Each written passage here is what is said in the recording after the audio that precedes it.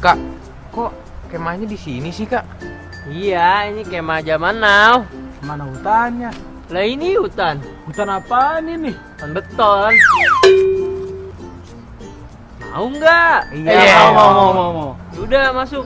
Masuk angin ntar. Iya. Ini asal nih, nggak bawa jaket dulu kan. Jaket. Jadi masuk duluan. Sakit diomelin mak. Masih. Pelan-pelan aja. Kak, tendanya bagus juga kak. Iya nih, saya beli jauh nih, Prancis. Perapatan Ciamis. Terlambat Cilengsi. Oh, kirain Kenapa? Ciamis. Kenapa emang? Enggak. Kayaknya aku pengen bikin tenda juga di rumah. Cuman pakai terpal. Boleh tuh. Ini kira-kira ukurannya berapa kak tendanya? Kalau ukuran sih saya nggak tahu ya. Coba aja kamu ukur sendiri. Ya nggak tahu ya. Yaudah dah, ukur sendiri. Bantuin dong. Ya, parah kan? Parah. Saya bantuin dah. Teman emang kak. Tuh, Tuh. 2, 3, 4, Ini tangan kenceng banget sih.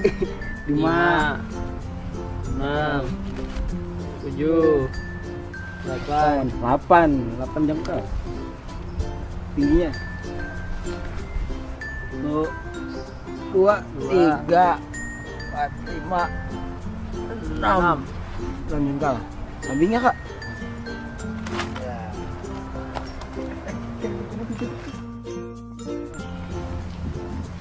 Satu, 2, 3, 4, 5. Terusin kak coba. 6.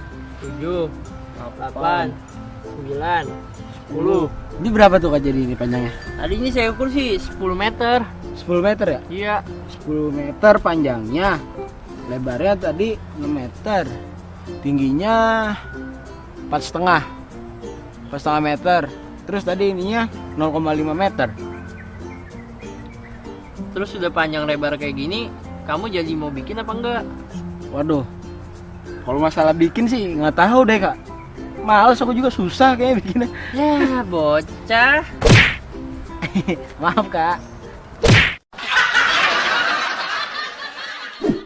Halo sahabat edukasi, itu tadi teman-teman kita ya, mereka camping. Entah mungkin kayaknya persamit ya, perkemahan Sabtu Minggu atau mungkin perkemahan-perkemahan yang lain. Tapi intinya adalah, itu luar biasa, dia ingin mengetahui bagaimana jika kalau kita custom, kita bikin sendiri tendanya. Tendanya kita bikin sendiri. Kalau tendanya kita bikin sendiri, berarti kita harus punya bahan untuk seluruh tendanya, mulai dari atap, kemudian dinding-dindingnya, kemudian juga alas di bawahnya. Artinya ketika kita menghitung itu semua, kita sebenarnya sedang menghitung luas permukaan dari tenda yang ingin kita buat. Nah, untuk mengukur bahan tenda yang diperlukan, itu kita harus tahu cara menghitung luas permukaan prisma. Nah, luas permukaan prisma adalah luas seluruh sisi prisma. Jadi sama seperti bangun ruang yang lain. Kalau kita berbicara tentang luas permukaan, berarti kita berbicara tentang luas seluruh sisi-sisi yang ada gitu. Semuanya harus kita hitung. Kalau kita perhatikan tenda yang tadi itu bentuknya itu terdiri dari prisma segitiga di bagian atasnya, kemudian ada prisma segi empat atau balok di bagian bawahnya.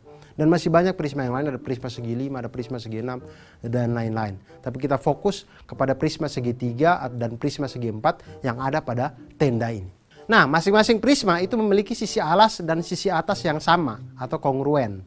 Jadi kalau sisi atas dan sisi bawahnya itu kongruen, sama segitiga di sini, sini juga segitiga, itu berarti prisma. Nah, cara menghitung luas prisma dengan menjumlahkan seluruh luas sisi-sisinya.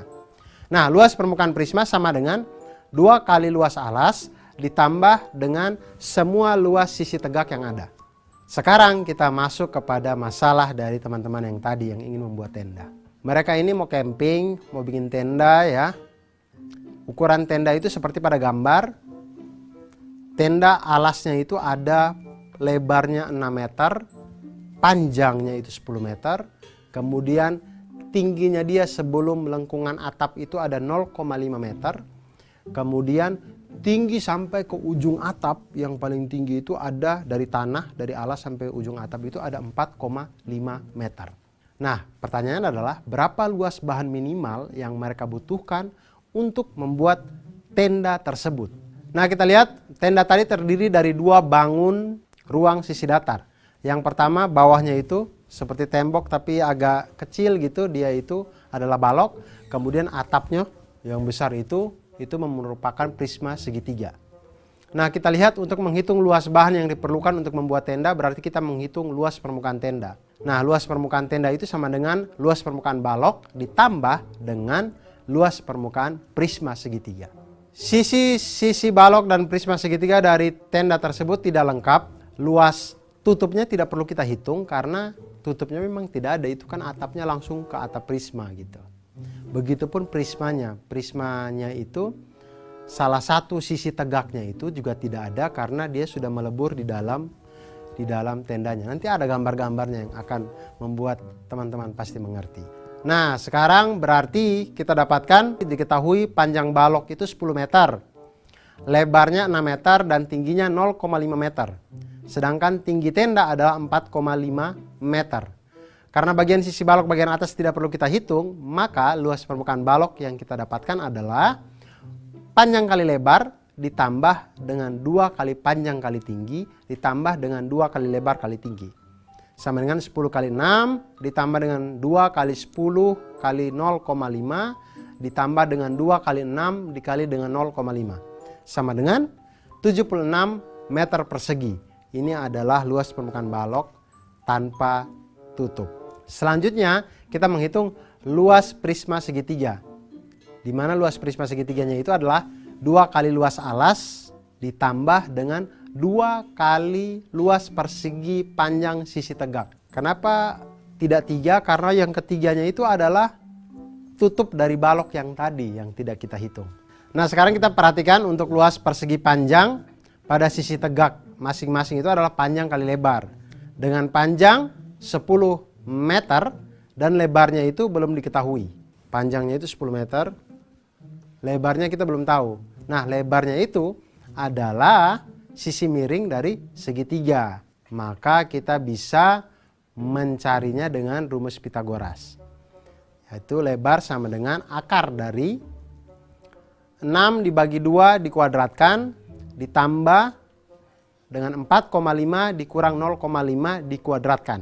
Sama dengan akar dari 3 kuadrat tambah 4 kuadrat sama dengan akar dari 25 sama dengan 5 meter. Maka lebar dari sisi tegak prisma itu adalah 5 meter. Nah, maka luas prisma segitiga itu sama dengan 2 kali setengah kali 6 kali 4 ditambah 2 kali 10 kali 5 sama dengan 24 meter persegi ditambah dengan 100 meter persegi sama dengan 124 meter persegi. Jadi minimal bahan yang diperlukan untuk membuat tenda adalah 76 meter persegi ditambah dengan 124 meter persegi sama dengan 200 meter persegi. Nah, indah bukan sahabat edukasi kalau kita itu selain di rumah terus kita bermain juga di alam. Kita bangun tenda, bercengkrama dengan alam, berdiskusi dengan teman, sambil memikirkan tentang bagaimana bumi dan dunia ini diciptakan dengan konsep-konsep matematika yang luar biasa. Oleh karena itu, terus bermain dengan matematika, terus belajar matematika, karena matematika membuat kita menjadi mantul, manfaat betul.